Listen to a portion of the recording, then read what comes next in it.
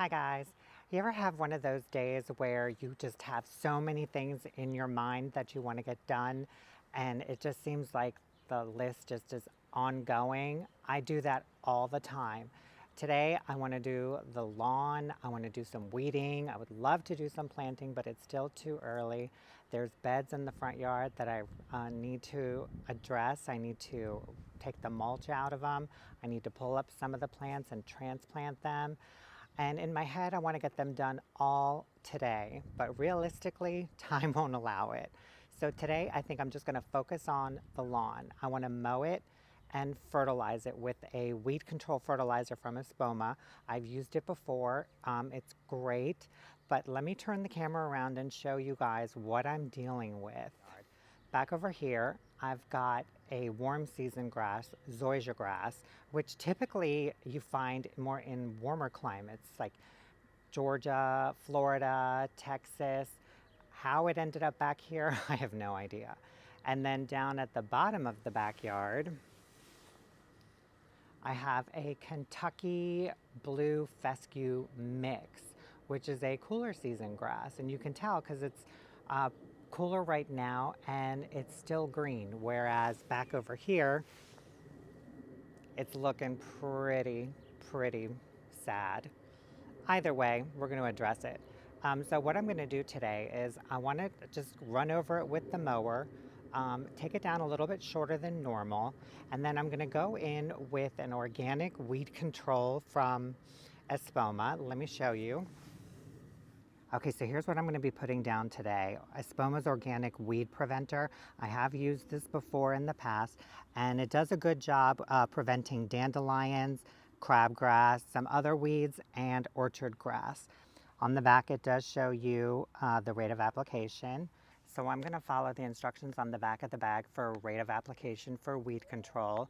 But before I do that, I'm going to go over to the other side of the house where the fig tree is, because I laid some grass seed down last year and there was a lot of weeds in that mix. I think it may have been a bad batch or an old bag, but I've got some orchard grass that's popping up. So I think I'm going to attempt to dig it out by hand. But let's go over there because I want to show you guys what it looks like.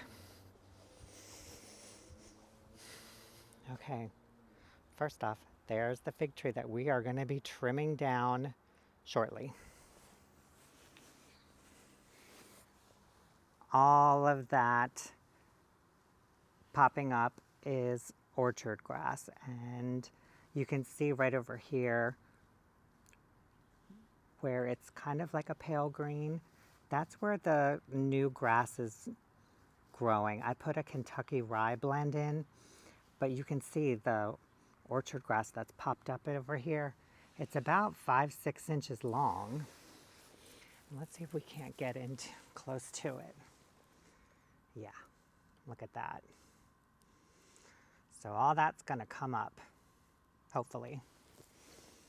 Also, I do want to show you one other thing that I've got going on back here. So over here in the middle of the yard where the second crepe myrtle is, we are dealing with lesser celandine. I think I pronounced it right. Celandine, also known as fig buttercup, but you can see all around it looks pretty with its yellow flowers, but it is a pretty invasive plant that does like to spread with seed, underground with tubers, rhizomes, roots, and you can see it's going into our neighbor's yard over there too. But I'm not going to mess with this right now. I am going to mow over it. I doubt I'll be able to get anything up off of it. But we do have a contractor who is going to be installing a swale along the property line here to facilitate drainage when it rains. So I'm hoping that if they have to dig up this section here, I will ask them if they can basically just put this all in a bin and get rid of it. I don't want them to throw it back in the ground because that's just going to make the problem worse. Real quick, I want to show you guys the daffodils. They're all coming up. We cleaned out the pollinator bed, about a week or two ago, and these have really taken off.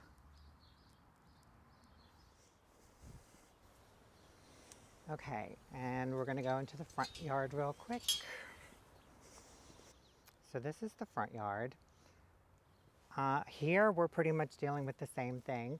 We do have a mixture of cool and warm season grass, but that's okay because the weed preventer that I'm putting down is organic, and it won't harm either type of grass, which is great.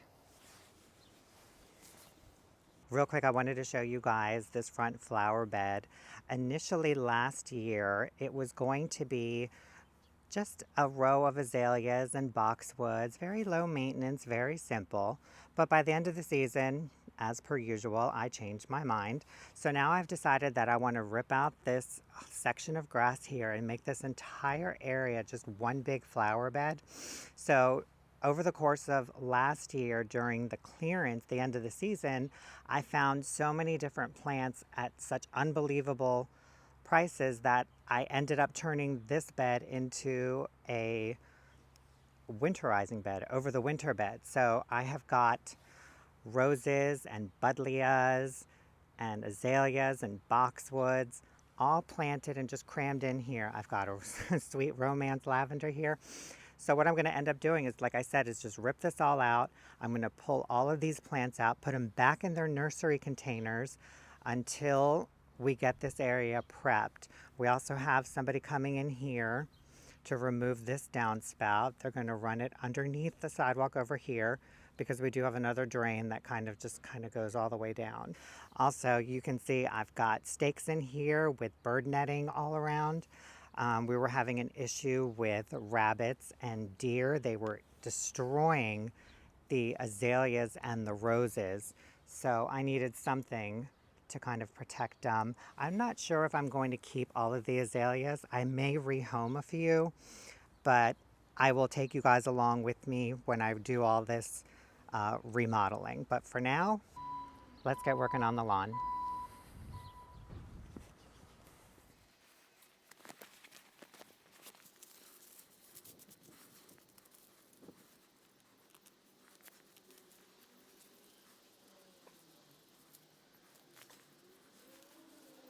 Okay guys, so this is orchard grass, and you can see how much different it looks. This is about 7 inches long. It has very thick stems. It's got a little bit of pigment in the middle, kind of like a maroonish or a red. And the leaves are pretty much flat, but they do have like a vein or a crease going right through there. So I'm just going to show you what I'm doing. I am literally just going to grab the whole thing right at the base, and I'm going to take my hand weeder and I'm just going to plunge it down to kind of get the root.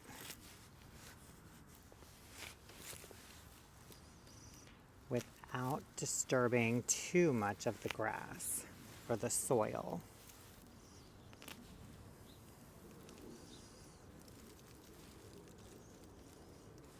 And there it is. See how thick that is? Okay, let's grab another one.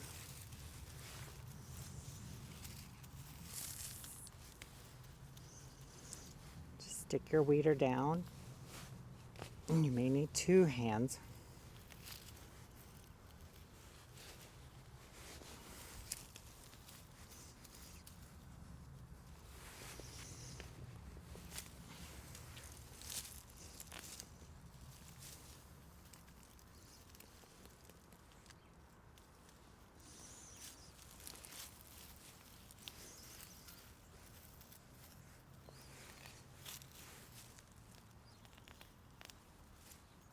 A smaller one. Okay, I'm going to work on the rest of them and then we'll mow the lawn.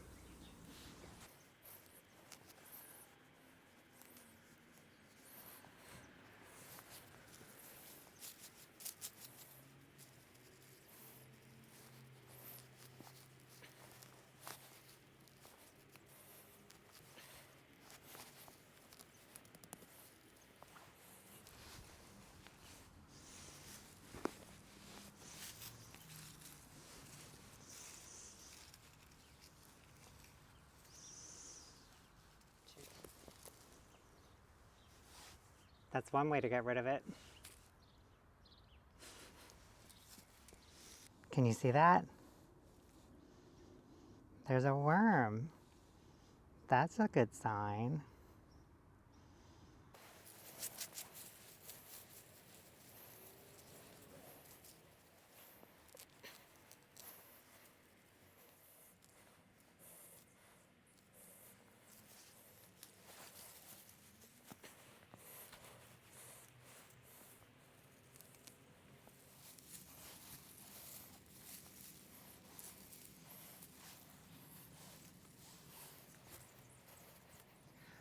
Okay guys, we're done with that. Let me show you what I pulled out.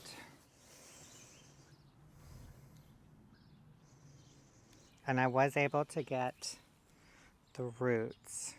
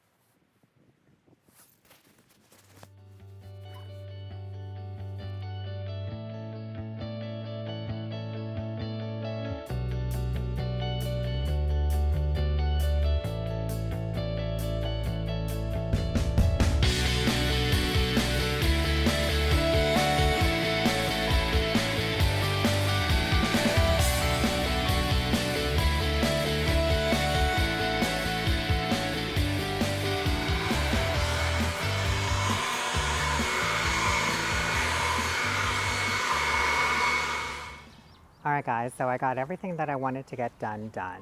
I weeded, edged, mowed, fertilized, and cleaned up a little bit. Let me take you around real quick and show you what I did. Okay, so here we are back by the fig tree. You can see this is the little section that I weeded right around here. There are a couple of patches right there where I really had to dig, but I can throw a little bit of fresh grass seed down from a new batch. Over here we have the fig tree, which we're going to have to trim because it is way too big. And there's really no point in having it that big because it's going to spend most of its energy on new leaves, and it's not going to have enough left over for setting fruit. And that's what we want. We want more fruit. So we're definitely going to have to take that down a little bit. Over here, we've got a couple of hydrangeas and a blueberry bush. And this is the little vegetable garden, which we're kind of like not sure what we're going to do with because we're talking with our contractor about replacing this retaining wall. So if they do, they're going to bump out the wall about 6-7 inches. So we'll have either more area to plant or, I don't know. I'm gonna have to figure it out yet. I don't know what to put there. There's our green velvet boxwood hedge, and I love how the edging, it's all nice and clean. Here's the front. Doesn't it look good? I love that. So this is the bed that I was telling you guys about earlier. And I have another one on the other side of the house, which I pretty much did the same thing. I found a bunch of plants that I wanted on clearance, and I didn't want to pass them up, so I just started popping them in everywhere. So this bed and the other bed, I'm going to be transplanting all of these plants out of the ground back into their nursery containers, and then I'm going to reshape this bed. I think maybe starting from here into some kind of shape over to where the back gate is. This bed, I'm going to get rid of this grass and just make this whole thing one giant bed. And I will be rehoming some of the azaleas. Now I want to take you over to this side real quick, show you the retaining wall that I was talking about replacing. You can see right over here, there's a big piece of it missing. My dad put this in decades ago.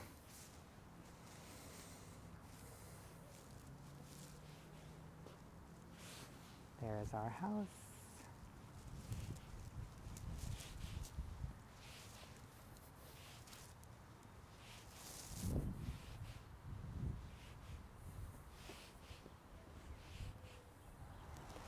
Alright guys, well that's it for this video. I hope you found it helpful and informative, and I am going to go inside now and get cleaned up and ready for dinner.